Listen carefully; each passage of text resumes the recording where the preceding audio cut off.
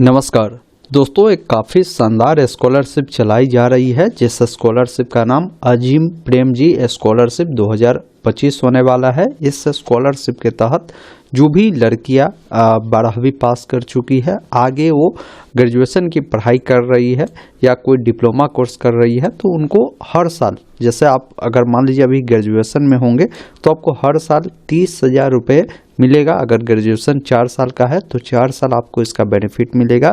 वही अगर आप ये कर रहे हैं डिप्लोमा तो 3 साल का है तो 3 साल आपको 33,000 रुपये जो है इसके लिए आपको दिए जाएंगे। तो इसके लिए आवेदन प्रक्रिया स्टार्ट हो चुका है। फेज 2 के लिए यानी राउंड 2 के लिए इसका नया आवेदन स्टार्ट हो चुका है।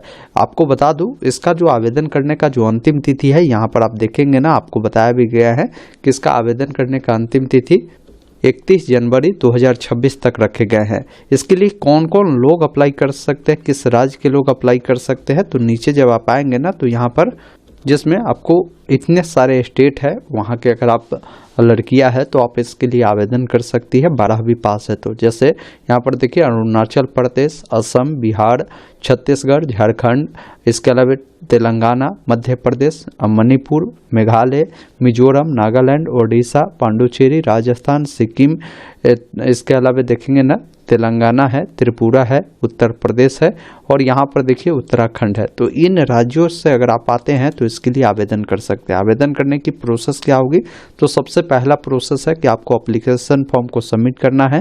फिर आपका जो एप्लीकेशन फॉर्म है वो रिव्यू किया जाएगा। रिव्यू होने के बाद आपका जो भी जानकारी और जो भी डॉक्यूमेंट देंगे वो सही पाया जाता है तो आपको जो 30,000 रुपये मिलेगा उस 2 इंस्टॉलमेंट पे मिलेगा। 15,000 कर आपको ये राशि मिलेगी। फिर अगर आपको सेकेंड ईयर में इसका बेनिफिट लेना है तो फॉर्म को आपको रिन्यू करना होगा, ये ध्यान रखिएगा। बाकी यहाँ पर सारा जो है डेडलाइन बताए गए हैं। जैसे अभी जो है सेकेंड राउंड के लिए आवेदन चल रहा है तो सेकेंड राउंड का जो आवेदन प्रक्रिया है यहाँ पर देखिए जनवरी 2026 तक चलेगी। फर्स्ट राउंड जो हुआ था सितंबर 2025 में आवेदन हुआ था। फिर इसका जो एप्लीकेशन है वो रिव्यू होगा, ये फरवरी से लेकर जुलाई 2026 के बीच होगा। फिर आपका जो भी ये राशि मिलनी है वो राशि अप्रैल 2026 तक आपको देखने को मिल जाएगा। फिर अगर आपको स्कॉलरशिप के लिए रिन्यू करना है तो दिसंबर 2026 में आप इसको रिन्यू कर सकते हैं। अब यहाँ पर एलिजिबिलिटी बताया गया है तो यहाँ पर देखिए सिर्फ इस स्कॉलरशिप का लाभ जो गर्ल्स है उनको मिलेगा, वो भी वैसे गर्ल्स जिन्होंने 10वीं 12वीं पास कर आगे यानी 25 से 26 सेशन में वो रेगुलर मोड में फर्स्ट ईयर में अभी किसी भी ग्रेजुएशन वाले कॉलेज में नामांकन लिए हैं या कोई डिप्लोमा वाले कोर्स में आपने नामांकन लिया फर्स्ट ईयर में है, तभी आप अप्लाई कर सकते हैं। चाहे वो कॉलेज आपका प्राइवेट हो या गवर्नमेंट हो, रिकॉग्नाइज होना जरूरी है, ये भी आपको ध्यान रखना है। तो ये सारी चीज़ें हैं जिसको आप एक बार आप समझ सकते हैं। बाकी आपको अप्लाई करना है तो यहाँ पर ऑप्शन आपको दिए गए हैं रजिस्टर का, जिस पर आपको क्लिक करना है। अब यहाँ पर आपसे पूछता है कि जो है यहाँ पर सबसे पहला चीज़ है कि जेंडर बताए, तो यहाँ पर आपको जो है महिला सेलेक्ट करना है। फिर पूछता है कि क्या आपने 10वीं जो कक्षा है ये गवर्नमेंट स्कूल से पास किया है, तो आपको एसनो में वो जानकारी देना है। 12वीं कक्षा अगर आपने गवर्नमेंट स्कूल से पास आउट किया है तो आपको एसनो में उसके बारे में जानकारी देना है। फिर यहाँ पर पूछता है कि जो आपने जो है 10वीं 12वीं इन राज्यों में से पास आउट किया है तो आपको एसनो में जानकारी यहाँ पर आपको देना है। फिर यहाँ पर पूछता है कि 25-26 एकेडमिक ईयर में आप कहीं से डिग्री या डिप्लोमा कोर्स कर रहे हैं तो एसनो में वो जानकारी देंगे और चेक एलिजिबिलिटी पर क्लिक करना है। फिर इस प्रकार बताया गया कि आप इस स्कॉलरशिप के लिए पात्र है या नहीं है, वो चीज़ें आपको बता देगा। फिर यहाँ पर बताएगा भी कि इसका आवेदन करने का जो अंतिम तिथि है 31 जनवरी 2026 तक है, तो इस डेट से पहले तक फॉर्म को भर लेना है। फॉर्म भरने के लिए यहाँ पर सबसे पहला चीज़ है कि आपको अपना मोबाइल नंबर देकर सेंड OTP पर क्लिक करना है। जो भी OTP मिला है उससे डालने के बाद वेरीफाई OTP पे क्लिक करेंगे। इस प्रकार आपका मोबाइल नंबर सक्सेसफुल वेरीफाई हुआ, ओके वाले विकल्प पर क्लिक करें। फिर यहाँ पर आपका जो भी मैट्रिक के जो मार्कशीट या सर्टिफिकेट है उस पर जो भी आपका नाम है आप अपना जो नाम है पूरा लिखेंगे। फिर यहाँ पर पूछता है कि जो भी आप एसएमएस प्राप्त करना चाहते हैं, किस लैंग्वेज में चाहते हैं वो बताएंगे। अपना आधार नंबर देंगे, आधार नंबर को दोबारा डालेंगे। फिर यहाँ पर जो है 12वीं जो पास आउट किया है किस राज्य से आपने किया है वो आपको बताना है। फिर 12वीं आपने जो किया है किस जिले से पास आउट किया है, सभी जिला का नाम मिलता है। आपको अपना जिला का जो नाम है आपको सेलेक्ट कर लेना है। यहाँ पर आपको पासवर्ड अपना क्रिएट करना है, जिसमें ABCD का बड़ा अक्षर, छोटा अक्षर, कोई भी सिंबल, कोई भी अंक उपयोग करना है। उसी पासवर्ड को दोबारा डालना है और रजिस्टर वाले विकल्प पर आपको क्लिक करना है।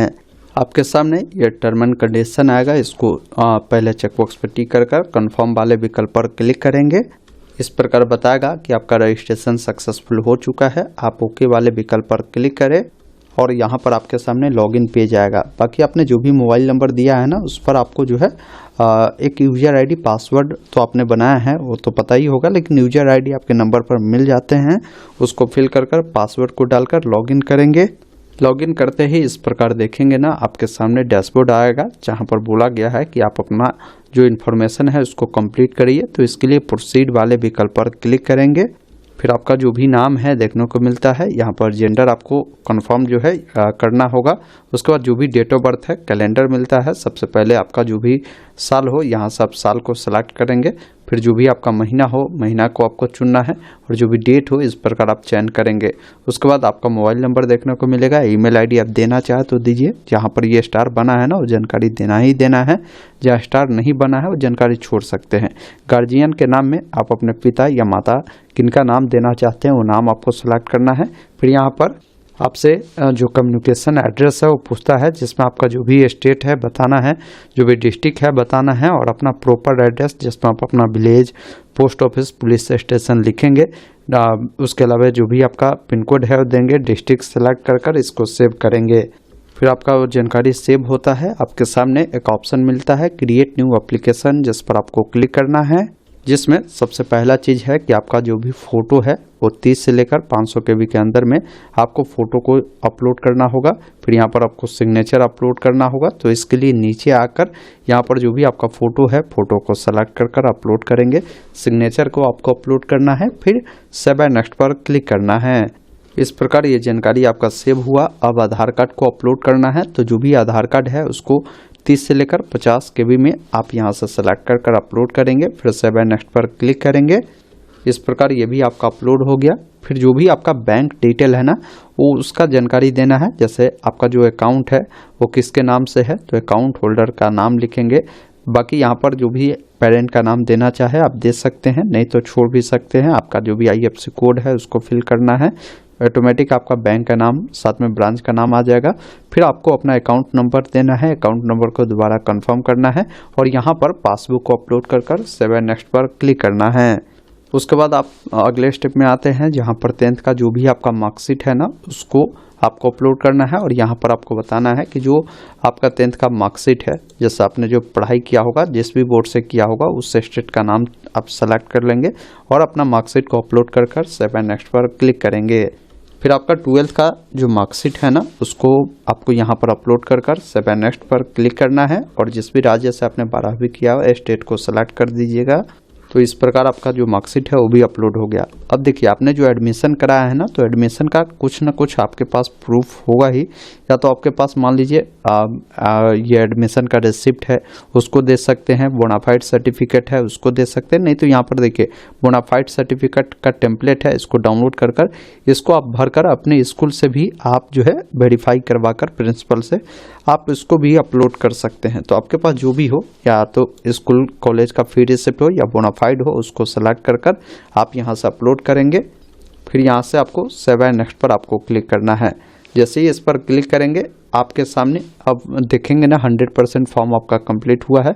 आपको कंसेंट देना है और नीचे स्क्रॉल कर आना है। यहाँ से एग्री एंड सबमिट वाले विकल्प पर क्लिक करेंगे। उसके बाद आपका जो भी फोटो है वो देखने को मिलेगा। आपको सिंपली नेक्स्ट वाले विकल्प पर आपको क्लिक कर देना है या नीचे स्क्रॉल कर चेकबॉक्स पर टिक कर आपको नेक्स्ट पर क्लिक करना है। आपका सिग्नेचर आएगा, इस चेकबॉक्स पर टिक कर नेक्स्ट करना है। आपका जो भी ये मार्कशीट है ना, आधार कार्ड है वो आएगा। फिर आपका बैंक का पासबुक आएगा। इस प्रकार अपनी तमाम डॉक्यूमेंट को पहले वेरीफाई कर ले, फिर आपको लास्ट में सबमिट करना है। तो इस प्रकार आपका एप्लीकेशन सक्सेसफुल सबमिट हो गया। आप ओके वाले विकल्प पर क्लिक करें। उसके बाद यहीं पर डाउनलोड एक्नॉलेजमेंट का ऑप्शन मिलेगा, इस पर क्लिक कर इसको डाउनलोड कर लेंगे। अभी भी कुछ एडिट करना है तो एडिट का ऑप्शन है। अगर गलती से आपने फॉर्म को भर दिया है, बहुत सारी जानकारी गलत है, तो रिक्वेस्ट डिलीट कर दे, फिर दोबारा से फॉर्म को आप भर सकते हैं। बाकी फॉर्म को सबमिट कर देने के बाद आपको वेट करना है। ये वेरिफिकेशन में आपका फॉर्म चला गया है। अब जो भी इनके टीम है वो आपकी डिटेल को वेरीफाई करेगी। वेरीफाई प्रक्रिया कंप्लीट हो जाएगा तो फिर आपका जो भी राशि मिलना होगा, जो भी अकाउंट है उसमें आपको मिलेगा। ये ध्यान रखिएगा, बाकी इसमें कुछ करने की ज़रूरत नहीं होती है। सारा जो यहाँ पर देखिए गाइडलाइन दिया गया है, एक टाइम के अकॉर्डिंग सारा प्रोसेस आपका कंप्लीट होता जाएगा। तो आप इस वीडियो को अपने दोस्तों के साथ भी शेयर कर दीजिए, तमाम ग्रुप में शेयर कर दीजिए, ताकि जिनको भी ये स्कॉलरशिप का बेनिफिट लेना हो वो इसके लिए अप्लाई कर पाए। धन्यवाद। जय हिंद।